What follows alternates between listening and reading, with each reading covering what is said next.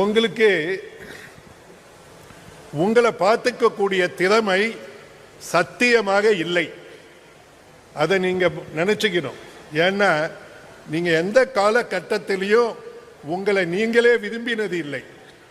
ஏனென்றால் உங்கள் வாழ்க்கையை மற்றவர்களை விரும்பி நீங்கள் வீணடித்தவர்கள் என்று நீங்கள் உங்களை விரும்பினீர்கள்.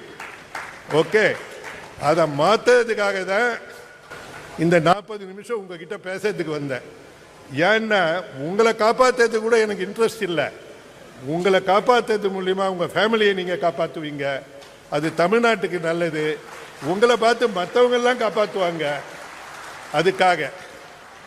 ஓகே, அது இல்லாமல் உங்களுக்கு யாருக்காவது மறந்து போய் கூட நீங்கள் ஹெல்த்தியாக இருக்கீங்க அப்படின்னா வீட்டில் போய் ஒரு 10 லட்சம் ரூபா நீங்கள் ஃப்ரீயாக ஏர்ன் பண்ணலாம்.